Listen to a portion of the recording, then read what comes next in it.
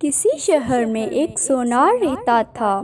اس کی عورت ایک روز پانی بھرنے کنویں پر گئی۔ یکایک شور اٹھا کہ سونار کا لڑکا کمار کے کنویں میں گر گیا ہے۔ وہ سونار اس قدر روئی کہ بے ہوش ہو گئی۔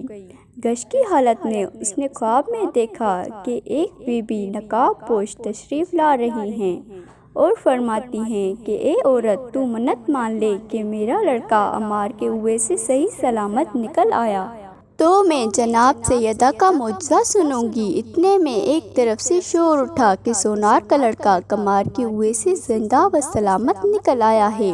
سونار کی جب نیند سے آنکھ کھلی تو کیا دیکھتی ہے کہ اس کا لڑکا اس کے سامنے کھڑا ہے۔ خوشی خوشی اپنے لڑکے کو گھر لے آتی ہے اور بازار سے 2 پیسے کی شیرنی خرید کر اپنے پڑوسیوں کے پاس گئی اور کہا، چلو میرے گھر، میں نے منت پڑھانی ہے، جناب سیدہ کا معجزہ سننے چلو۔ سب عورتوں نے انکار کر دیا۔ وہ روتی ہوئی مایوس ہو کر جنگل کی طرف چلی۔ کچھ دور جانے کے بعد اس نے ایک نقاب پوش بی بی کو دیکھا۔ انہوں نے فرمایا کہ تم بیٹھو، میں سناتی ہوں۔ مدینہ میں ایک یہودی رہتا تھا۔ اس کی لڑکی کی شادی تھی۔ وہ جناب رسول خدا صلی اللہ علیہ وآلہ وسلم کی خدمت میں حاضر ہوا اور عرض کیا کہ مولا، میری بیٹی کی شادی ہے مگر میں چاہتا ہوں کہ جناب فاطمہ بھی شامل ہو۔ حضور نے فرمایا کہ اس کا ذکر جناب امیر سے کرو، اگر اجازت دے تو تم فاطمہ کو لے جاؤ۔ وہ یہودی حضرت علی علیہ السلام کی خدمت میں حاضر ہوا اور اپنی درخواست پیش کی۔ حضرت نے فرمایا کہ جناب سیدہ کی خدمت میں عرض کرو۔ وہ یہودی حضرت فاطمہ الزہرا کی خدمت میں حاضر ہوا اور شادی میں شرکت کی درخواست کی۔ آپ نے فرمایا کہ علی المرتضیٰ سے اجازت لو، تب میں چلوں گی۔ اس یہودی نے عرض کیا کہ جناب رسول خدا اور امیر المومنین کی خدمت میں پہلے ہی عرض کر چکا ہوں، اب تو آپ خود ہی اس امر کی مختار ہیں۔ آپ نے سواری لینے کے لیے اس یہودی سے کہا۔ یہودی سواری لینے چلا گیا۔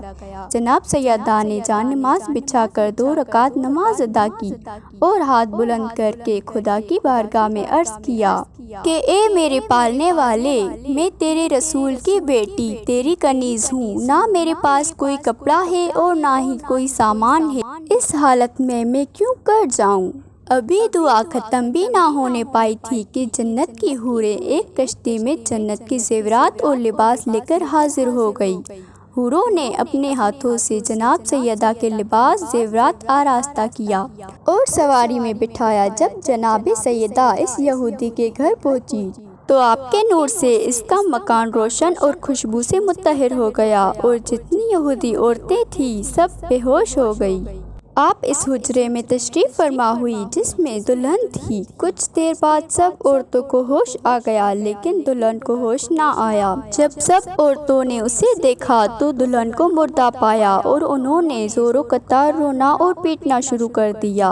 اب ایک کوہرام اور شور برپا ہو گیا۔ جناب سیدہ کو یہ ماجرا دیکھ کر بڑا رنج ہوا۔ آپ نے جانماز بچھا کر نماز ادا کی اور خدا کی بارگاہ میں عرض کیا کہ اے پروردگار، میں تیری کنیز خاص اور تیرے رسول کی بیٹی ہوں، تو میری عزت رکھ لے، ورنہ یہ لوگ یہی کہیں گے کہ میرے آنے سے دلہن مر گئی۔ آپ کی دعا ابھی ختم بھی نہ ہوئی تھی کہ دلہن زندہ ہو گئی اور کلمہ پاک پڑھتی ہوئی اٹھ بیٹھی اور جناب سیدہ سے عرض کیا کہ آپ بنت رسول ہیں، مجھے دین اسلام کی تعلیم فرمائیں۔ آپ نے اس کو اور 500 عورتوں کو مسلمان کیا۔ سب نے آپ کو عزت اور بڑی شان کے ساتھ مائے ایک کنیز کے ساتھ رخصت کیا۔ یہ معجزہ وہ برقع پوش بی بی سونار سے کہہ کر غائب ہو گئی۔ سونار اپنے گھر آئی تو دیکھا کہ پڑوسیوں کے گھروں میں آگ لگ گئی ہے جنہوں نے یہ معجزہ سننے سے انکار کر دیا تھا۔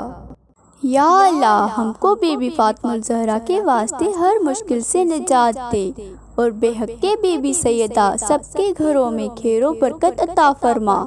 جو بیمار ہے سیدہ کے وسیلے ان سب کو شفا عطا فرما، آمین ثم آمین۔